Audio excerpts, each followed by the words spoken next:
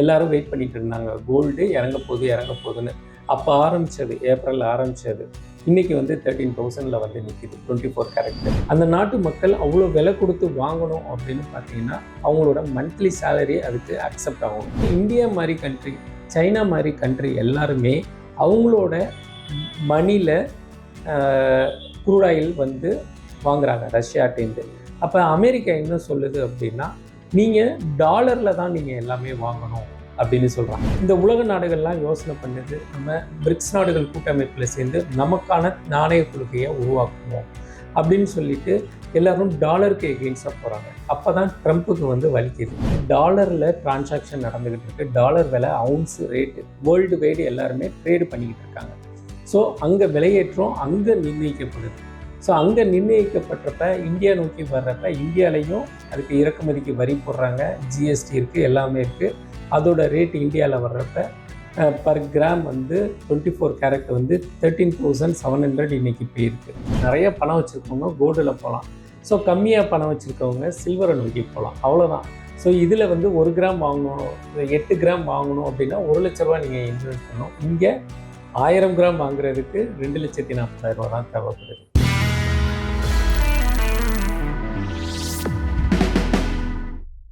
Sir வணக்கம். வணக்கம் madam. Sir இப்போ வந்து பார்த்தீங்கன்னா கோல்டு ஆல் டைம் ஹையில் இருக்குது.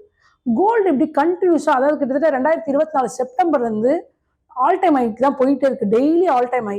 இதுக்கான காரணம் என்னங்க சார்? இப்போ ரெசிப்ரோக்கல் டேக்ஸ் வந்து ட்ரம்ப் போட்டதுனால தான் இந்த அன்சர்டனிட்டி கிரியேட் ஆச்சு. ஸோ ஒவ்வொரு கண்ட்ரிக்கும் 25%, 50% அப்படின்னு சொல்லிட்டு, especially for India and China. ஏன்னா வேர்ல்டு வைடு க்ரோத், அதாவது முன்னேற்ற பாதையில் போயிட்டுருக்க நாடு அப்படின்னு பார்த்தீங்கன்னா சைனா அண்ட் இந்தியா. ஸோ சைனாவோட முதலீடு எல்லாமே வந்து யூஎஸில் இருக்குது. யூஎஸோட தொழிற்சாலைகள், உற்பத்தி மையங்கள் எல்லாமே வந்து சைனாவில் இருக்குது. ஸோ இப்போ டெஸ்லா கார்லாம் வந்து யூஎஸில் உற்பத்தி ஆகலை, எல்லாமே வந்து சாங்காய் மாகாணத்தில் சைனாவில் தான் உற்பத்தி ஆகிட்டுருக்கு. இப்போ அங்கேருந்து வர்ற பொருளுக்கு 50% டேக்ஸ் போட்டாங்கன்னா, ஸோ அதை விற்கிறவன் வந்து அதோட அதிக விலைக்கு தான் ஏற்றுமதி பண்ணுவான். அப்போ அமெரிக்கா இறக்குமதி பண்ணுறப்ப, ஸோ 1 கோடி ரூபா விற்கிற ஒரு டெஸ்லா காரு 1.5 கோடிக்கு போகிறப்ப அதை யார் வாங்குவா? நுகர்வோர், அங்கே உள்ள சாமானிய மக்கள் வாங்குறாங்கன்னு வச்சுக்கோங்களேன். அப்போ அந்த விலையேற்றத்தை யார் தாங்குறா அப்படின்னா அந்த நாட்டு மக்கள் தாங்குறாங்க. அப்போ அந்த நாட்டு மக்கள் அவ்வளோ விலை கொடுத்து வாங்கணும் அப்படின்னு பார்த்தீங்கன்னா அவங்களோட மந்த்லி சேலரி அதுக்கு அக்செப்ட் ஆகணும். So already day to day salary வாங்குறவங்க டே டு டே எக்ஸ்பென்ஸுக்கு வந்து அந்த சேலரியை யூஸ் பண்ணி தான் வாங்குறாங்க. ஸோ அதிகமாக ஒரு பொருள் விலையேறி வர்றப்ப அதை வாங்குறதுக்கு யாருக்குமே விருப்பம் கிடையாது. ஸோ இதை காருக்கு சொல்கிறேன், அன்றாட உணவுப் பொருட்கள், அன்றாட தேவைகள் அப்படின்னு இருக்குது. ஸோ இதெல்லாம் வந்து விலையேறப்ப இன்ஃப்ளேஷன் அங்கே யூஎஸில் ஸ்டார்ட் ஆகிடுச்சு. அதுவும் இல்லாமல் டீடாலரேஷனுக்கு ஆல்ரெடி பிரிக்ஸ் நாடுகள் கூட்டமைப்பு வந்து டாலரில் நம்ம ட்ரேடு பண்ணக்கூடாது அப்படிங்கிற முடிவு எடுக்கிறாங்க. அப்போ இந்தியா மாதிரி கண்ட்ரி, சைனா மாதிரி கண்ட்ரி எல்லாருமே அவங்களோட மணியில் க்ரூட் ஆயில் வந்து வாங்குறாங்க ரஷ்யாட்டேருந்து. அப்போ அமெரிக்கா என்ன சொல்லுது அப்படின்னா, நீங்கள் டாலரில் தான் நீங்கள் எல்லாமே வாங்கணும் அப்படின்னு சொல்கிறான். என்ன ரீசன் அப்படின்னு பார்த்தீங்கன்னா, சின்ஸ் ஒரு 40 இயர்ஸாக பார்த்தீங்கன்னா எல்லாருமே வந்து யூஎஸ் டாலரில் தான் வந்து இன்வெஸ்ட்மெண்ட் பண்ணுவாங்க. ஸோ எல்லாருமே ஒரு ட்ரெஸரி பாண்ட் அப்படின்னு சொல்லி ஒரு பத்திரம், அந்த பத்திரத்தில் $1 ட்ரில்லியன், 10 ட்ரில்லியன், 10 மில்லியன், 100 மில்லியன்னு ஒவ்வொரு கண்ட்ரியும் வந்து இன்வெஸ்ட் பண்ணி வச்சுருப்பாங்க. அதுக்கு வந்து 4% இல்லை 5% வந்து இன்ட்ரெஸ்ட் கொடுக்குறான். அப்போ ஒரு சாதாரண பாண்டு பேப்பரை கொடுத்துட்டு ட்ரில்லியன் கணக்கில் ஒவ்வொரு கண்ட்ரிலேருந்தும் இன்வெஸ்ட்மெண்ட் பண்ணுங்கள், என்னோட ட்ரெஸரி பாண்டில் பண்ணுங்கள், நான் உனக்கு வட்டி கொடுக்குறேன், வருஷம் வருஷம் வட்டி கொடுக்குறேன், மாதம் மாதம் வட்டி கொடுக்குறேன் அப்படிங்கிறான். சரி, இவ்வளோ பணத்தையும் வாங்கி அவன் என்ன பண்ணுறான் அப்படின்னு பார்த்தீங்கன்னா, வட்டி கொடுக்கணும்ல, வாங்குகிற பணத்துக்கு மேலே வட்டியும் கொடுக்கணும்ல, வருஷம் வருஷம் ஒவ்வொரு கண்ட்ரிக்கும் கொடுக்கணுன்னா அவன் என்ன பண்ணுறான் அப்படின்னா, ட்ரம்ப் என்ன பண்ணுறாங்க அப்படின்னா, உங்களோட வர்த்தகம் எல்லாமே, வேர்ல்டு வைடு ட்ரேட் எல்லாமே டாலரில் தான் நடக்கணும் அப்படின்னு அவன் முடிவு பண்ணுறான். இப்போ இந்த டாலரில் நடக்கிறப்ப 1% அந்நிய செலவணின்னு சொல்லுவாங்க, இல்லை டிரான்சாக்ஷன் சார்ஜ் இதெல்லாம் சொல்லுவாங்க. இதில் 1% அவங்களுக்கு தூங்கிட்டு இருந்தாலும் அவன் கண்ட்ரியில் போயிட்டு அந்த பணம் விழுந்துக்கிட்டே இருக்குது. இப்போ நீங்களும் நானும் ட்ரேடு பண்ணலாம், கண்ட்ரி வைஸ் ட்ரேடு பண்ணலாம். எக்ஸ்போர்ட் இம்போர்ட் வேர்ல்டு வைடு நடந்துக்கிட்டு இருக்கு. அப்போ ஒவ்வொரு டிரான்சாக்ஷனுக்கும் டாலரில் ஒரு பர்சன்டேஜ் அவனுக்கு போய் விழுந்துக்கிட்டே இருக்குது. அதில் வர்ற வருமானத்தை எடுத்து எல்லாருக்கும் 5%, 6% அப்படின்னு சொல்லி ட்ரெஸரி பாண்ட்லேருந்து கொடுத்துக்கிட்டே இருக்கான். அப்போ இந்த உலக நாடுகள்லாம் யோசனை பண்ணுது, நம்ம பிரிக்ஸ் நாடுகள் கூட்டமைப்பில் சேர்ந்து நமக்கான நாணய கொள்கையை உருவாக்குவோம் அப்படின்னு சொல்லிட்டு எல்லாரும் டாலருக்கு எகெயின்ஸ்டாக போகிறாங்க. அப்போ தான் ட்ரம்ப்புக்கு வந்து வலிக்குது. நம்ம கண்ட்ரியில் நம்ம பேசாமல் ஒரு பங்கு பத்திரத்தை மட்டும் கொடுத்துட்டு நம்ம இவ்வளோ பணம் சம்பாரிச்சுக்கிட்டு இருக்கோம். இது வந்து இப்போ இந்தியா வந்து ரஷ்யாட்ட இந்தியன் ருப்பியில் தான் வாங்குறான். சைனாவோட மணியில தான் ரஷ்யாட்டேருந்து ஆயில் வாங்குறாங்க. ஸோ இதெல்லாம் நடக்கிறப்ப ஒரு பெரிய டிரான்சாக்ஷன் அமௌண்ட்டும் அவனுக்கு போகலை, ட்ரம்ப்புக்கு போகல, அமெரிக்கா மாதிரி கண்ட்ரிக்கு போகலை. ஸோ அதனால் அவங்களுக்கு வந்து கோபம் வருது. அதனால தான் இந்த ரெசிப்ரோக்கல் டேக்ஸை போட ஆரம்பித்தாங்க. ஸோ இப்போ நடந்துக்கிட்டு இருக்கிறது எல்லாருமே என்னென்னா டீடாலரைசேஷன் எகெயின்ஸ்டாக போகிறதுனால இந்த கோல்டை வந்து வேர்ல்டு வைடு இருக்கிற சென்ட்ரல் பேங்க் வந்து ரிசர்வ் பண்ண ஆரம்பிச்சிட்டாங்க. இப்போ நீங்களும் நானும் தங்கம் வாங்குறதில்ல, கண்ட்ரி வைஸ் வாங்கிட்டு இருக்கிறதுனால இந்த கோல்டு விலை ஏறிக்கிட்டே இருக்கு மேடம். சார் இப்போ கோல்டு ரேட் ஏறுனதுக்கு அப்போ ட்ரம்ப்பும் டாலரும் தான் காரணமா சார்? கண்டிப்பாக ட்ரம்ப்பு வந்து ரெசிப்ரோக்கல் டேக்ஸ் போடாட்டினா இது சைலண்ட்டாக தான் இருந்திருக்கும். ஆனால் இந்த ரெசிப்ரோக்கல் டேக்ஸ் போட்டதுனால தான் எல்லாருமே டீடாலரேஷன் நோக்கி போயிட்டுருக்காங்க. ஸோ அதனால் எல்லாருமே வந்து டாலரில் இன்வெஸ்ட்மெண்ட் பண்ணுறதுக்கு பதிலாக நம்ம வந்து ஃபிசிக்கல் கோல்டில் இன்வெஸ்ட் பண்ணணும் அப்படின்னு சொல்லிட்டு வேர்ல்டு வைடு இருக்கிற சென்ட்ரல் பேங்க்கு பிளான் பண்ணிவிட்டு எல்லாருமே ஃபிசிக்கல் கோல்டை வாங்கி வச்சுக்கிட்டு இருக்காங்க. ஸோ ஃப்ரைடே பார்த்தீங்க அப்படின்னா 4320 ரூபாய்க்கு விற்றுக்கிட்டு இருந்த தங்கத்தோட அவுன்ஸு இன்றைக்கி மார்னிங் பார்த்தீங்கன்னா 4420, கிட்டத்தட்ட $100 பர் டே வந்து ஏறி இருக்குது. இது வந்து ஆல் டைம் ஹையை காமிக்குது. ஸோ நீங்களோ நானோ வந்து தங்கத்தோட விலையை ஏற்றலை. ஸோ இந்தியாவில் இருக்கிற ஃபினான்ஸ் மினிஸ்டரோ, இந்தியாவில் இருக்கிற பொலிட்டிக்கல் பர்சனோ இல்லை கண்ட்ரியோ கோல்டு விலையை ஏற்றலை. ஸோ அங்கே டாலரில் டிரான்சாக்ஷன் நடந்துக்கிட்டு இருக்குது. டாலர் விலை, அவுன்ஸு ரேட்டு வேர்ல்டு வைடு எல்லாருமே ட்ரேடு பண்ணிக்கிட்டு இருக்காங்க. ஸோ அங்கே விலையேற்றம் அங்கே நிர்ணயிக்கப்படுது. ஸோ அங்கே நிர்ணயிக்கப்பட்டப்ப இந்தியா நோக்கி வர்றப்ப இந்தியாலையும் அதுக்கு இறக்குமதிக்கு வரி போடுறாங்க, ஜிஎஸ்டி இருக்குது, எல்லாமே இருக்குது. அதோட ரேட் இந்தியாவில் வர்றப்ப பர் கிராம் வந்து 24 கேரட் வந்து 13,700 இன்றைக்கி போயிருக்கு. ஸோ இது எல்லாருமே நீங்களும் நானும் முடிவு பண்ணல, வேர்ல்டு வைடு வேர்ல்டு மார்க்கெட் வந்து டிசைட் பண்ணுது. ஸோ ஃபர்ஸ்ட் ஆஃப் ஆல் அதை புரிஞ்சுக்கணும். இந்த கோல்டு விலை நம்ம வாங்குறதுனாலையோ மற்ற ஸ்டேட்டில் வாங்குறதுனாலையோ நடக்கிறதில்ல. வேர்ல்டு வைடு ஃபிசிக்கல் கோல்டு எல்லாமே அக்குமுலேட் பண்ணிக்கிட்டு இருக்காங்க. ஸோ அதனால தான் இந்த கோல்டு ட்ரேடு வந்து ஆல் டைம் ஹையில் போயிருக்கு. அதோட அவுன்ஸ் வந்து பார்த்திங்கன்னா 4420 ரூபா இன்றைக்கி ஆல் டைம் ஹை போயிருக்கு. ஸோ அதோட இம்பேக்டு தான் இந்த கோல்டோட விலை ஏறிக்கிட்டு இருக்குது. அப்போ இந்த கண்ட்ரி டு கண்ட்ரி வாங்கிக்கிட்டு இருக்கிறதுனால கண்டிப்பாக வந்து கோல்டு விலை இறங்காது. ஏன்னா எல்லாமே நம்ம கண்ட்ரியில் டொமஸ்டிக் இன்ஸ்டியூஷன்லாம் ரெடியாக இருக்காங்க, ரிசர்வ்லாம் ரெடியாக இருக்காங்க. எப்போ மார்க்கெட்டு கீழே விழுந்தாலும் திருப்பி கோல்டை வாங்க ஆரம்பிப்பாங்க. ஸோ ஃபார் எக்ஸாம்பிள், நீங்கள் ஒரு 50 லட்ச ரூபாய்க்கு ஒரு லேண்டு வாங்கியிருக்கீங்க, 40 லட்ச ரூபா வந்து விற்றுருவீங்களா? நீங்கள் விற்க விட மாட்டீங்க. இல்லை ஒரு ப்ரொமோட்டர்ஸ் இருக்கார், அங்கே வந்து 1000 ஸ்கொயர் ஃபீட் வந்து 50 லேக்ஸுக்கு விற்கிறாரு அப்படின்னா அந்த ப்ரொமோட்டர் வந்து 40 லேக்ஸுக்கோ 30 லேக்ஸுக்கோ போய் விற்க மாட்டார். அப்போ அதை ப்ரொமோட் பண்ண பார்ப்பார். அங்கே ஒரு சாலை வசதி, இபி, எல்லா ஃபெசிலிட்டியும், ஸ்கூல்ஸு மற்றதெல்லாம் வந்து ப்ரொமோட்டர்ஸ் வந்து இன்பில் பண்ணுவாங்க. ஸோ அதோட ரேட்டை வந்து இன்க்ரீஸ் பண்ண பார்ப்பாங்க. 50 லேக்ஸுங்கிறது 60 லேக்ஸ் 70 லேக்ஸ் நார்மல். நம்ம கண்ட்ரியில் இந்தியாவில் நடக்கிறது, சென்னையில் நடக்கிறத நான் சொல்கிறேன். வேர்ல்டு வைடு வாங்குறவங்க எப்படி இன்றைக்கி வந்து ஒரு கிராம் வந்து 1,00,000 வாங்கிக்கிட்டு இருக்காங்க அப்படின்னா அதை எப்படி குறைக்க விடுவாங்க? ஸோ அவங்க லாஸ் பண்ண மாட்டாங்கல்ல. கண்ட்ரி வைஸ் வந்து நிறைய பணம் இருக்குது, எக்கச்சக்க பணம் ஒவ்வொரு கண்ட்ரிலையும் இருக்குது. அவங்க எப்படி அந்த கோல்டு ரேட்டை குறைக்க விட பார்ப்பாங்க? குறைக்கவே விட மாட்டாங்க. ஸோ டாலரை டீலரைசேஷன் பண்ணணும், அதில் வர்த்தகம் பண்ணக்கூடாது அப்படின்னு முடிவு பண்ணிட்டு தான் எல்லோரும் ஃபிசிக்கல் கோல்டுக்கு போகிறாங்க. அந்த ட்ரேடு வந்து சக்ஸஸ்ஃபுல்லாக இன்றைக்கி வரைக்கும் போயிட்டுருக்கு. எல்லோரும் சொல்கிறாங்க 1979ல் 1970ல் கோல்டு ரேட் வந்து 40% விழுந்தது, அது இதுன்னு நிறையா சொல்லிக்கிட்டு இருக்காங்க, ஹிஸ்ட்ரி எடுத்து பேசிக்கிட்டு இருக்காங்க. 2007ல் பார்த்தீங்கன்னா ஒரு பவுனே வந்து 10,000 ரூபா தான் விற்றுக்கிட்டு இருந்தது. ஸோ அந்த 10,000 ரூபா பவுன் வாங்கி வச்சுருந்தவங்களுக்கு இன்றைக்கி 1,00,000 ரூபா கிடச்சிருக்கு. ஸோ நேற்று நீங்கள் வாங்கின சம்பளம் வந்து இப்போ நார்மலாக வாங்கிட்டு இருக்கவங்க 30,000 40,000 சம்பளம் வாங்கிட்டு இருந்தவங்க 20 இயர்ஸ் பேக்கு அதே 30,000 40,000 சம்பளம் வாங்குறாங்களா? ஸோ உங்கள் தேவைக்கு தகுந்த மாதிரி 60,000மோ இல்லை 1,00,000மோ சேலரி இன்க்ரீஸ் ஆகுது. அதே மாதிரி பே கமிஷன்லாம் பார்த்தீங்கன்னா 8th பே கமிஷன் அதெல்லாம் பார்த்தீங்கன்னா உங்கள் சேலரியை வந்து இன்க்ரீஸ் பண்ணிக்கிட்டே போகிறாங்க. அதே மாதிரி தான் கோல்டு ரேட்டும் இன்க்ரீஸ் ஆகிட்டே இருக்கும். ஸோ இந்த இன்ஃப்ளேஷன் நடந்துக்கிட்டு இருக்கப்ப அதுக்கு தகுந்த மாதிரி சம்பளம் மற்றது எல்லாமே வந்து பே கமிஷன் எல்லாமே கொடுத்தா தான் அது சாட்டிஸ்ஃபை ஆகும். அதே மாதிரி தான் கோல்டும் இறங்கவே இறங்காது, ஏறிக்கிட்டே போகும். நீங்கள் வந்து இப்போ கவர்மெண்ட்டில் வந்து 50,000 ரூபாய்க்கு வேலை பார்த்துக்கிட்டு இருக்கீங்கன்னா 10 வருஷம் கழித்து உங்களுக்கு சேலரி ஆட்டோமேட்டிக்காக ஏறிக்கிட்டே தான் இருக்கும், இறங்கவே இறங்காது. அதை மட்டும் அக்செப்ட் பண்ணிக்கிறீங்க. இப்போ கோல்டு ரேட்டும் ஏற தானே செய்யும்.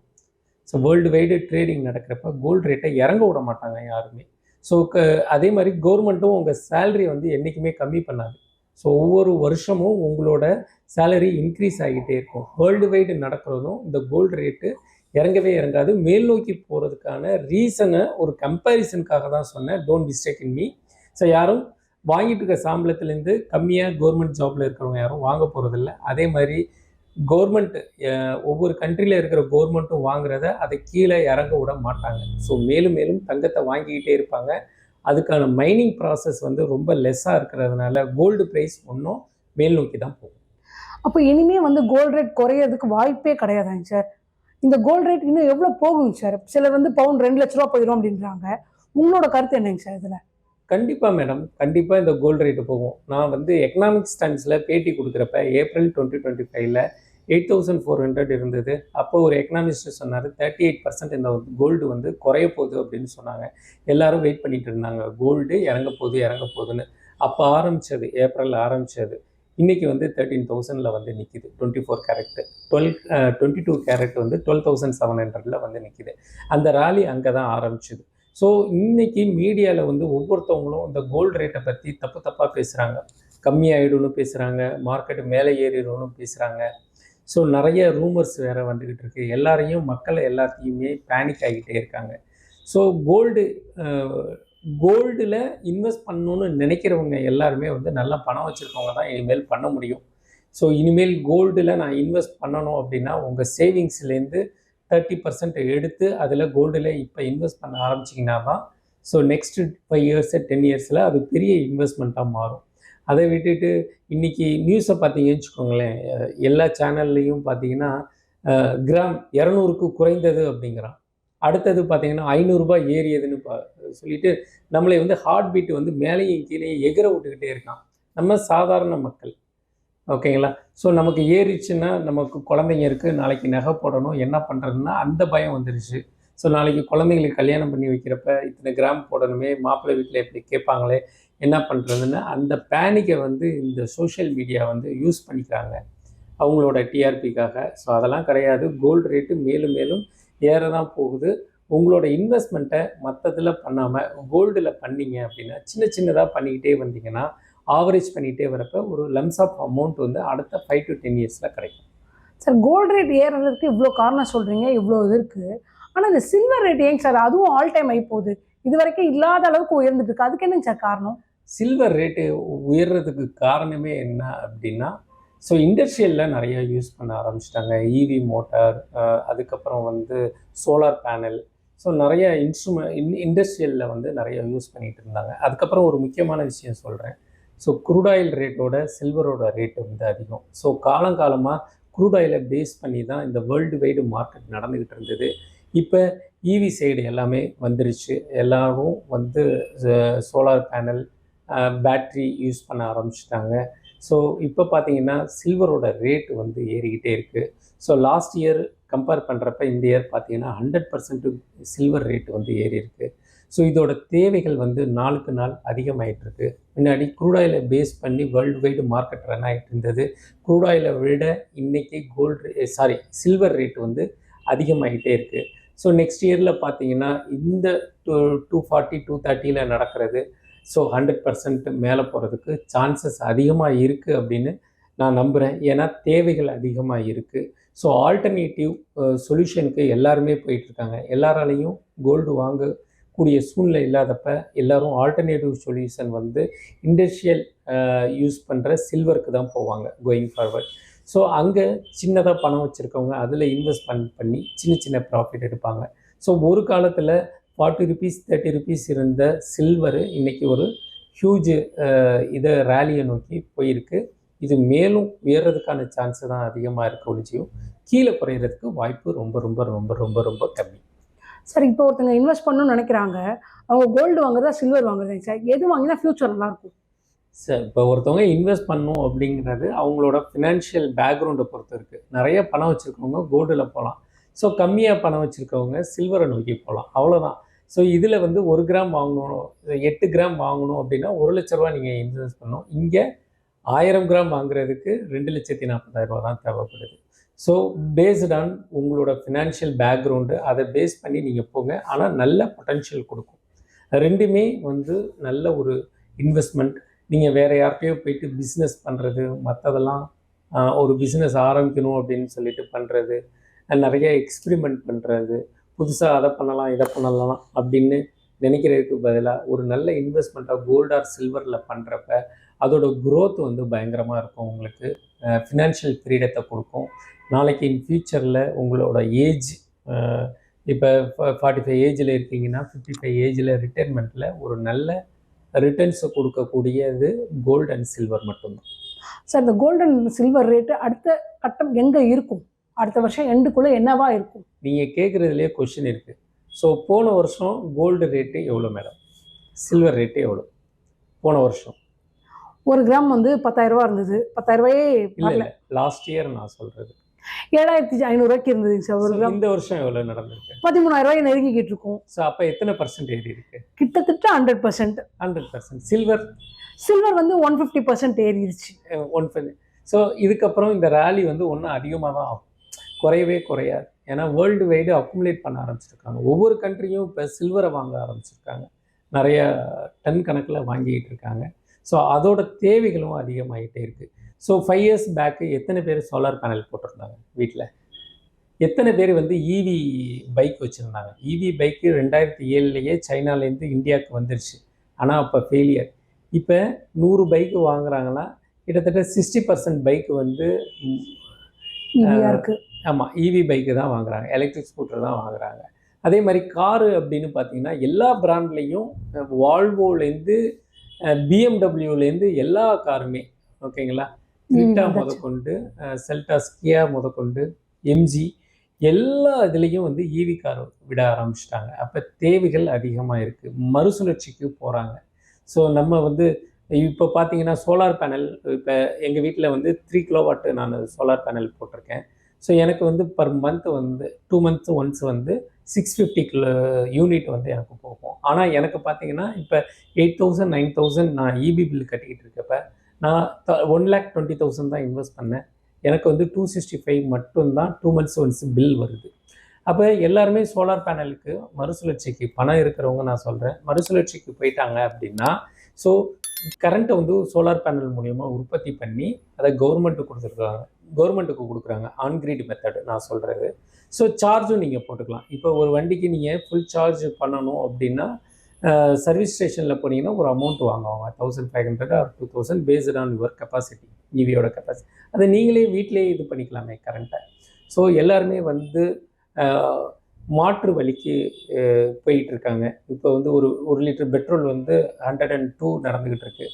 ஸோ ஒரு ட்ராவல் 500 கிலோமீட்டர் போகணும் அப்படின்னா அப் அண்ட் டவுன் நம்ம போகணும் அப்படின்னா கிட்டத்தட்ட 10,000 ப்ளஸ் டோல் எல்லாம் சேர்த்து 12,000 ஆகுது. அப்போ சோலார் பேனல் மூலியமாக நம்ம மின்சாரம் எடுத்து நம்ம காருக்கு சார்ஜ் பண்ணுறப்ப அதெல்லாம் வந்து ரொம்ப கம்மியாகுதுல்ல. ஸோ தேவைகள் அதிகமாக இருக்குது, மறுசுழற்சிக்கு மக்கள் போகிறாங்க. ஸோ அதனால தான் இந்த கோல்டு ப்ரைஸும் இந்த சில்வர் ப்ரைஸும் எல்லாமே ஏறிக்கிட்டு இருக்கு. சார் ரொம்ப நன்றிங்க சார். கேட்ட எல்லா கொஸ்டினுக்கும் ரொம்ப டீட்டெயில்டாக பதில் சொன்னீங்க sir. Thank you very much madam. தேங்க்யூங்க சார்.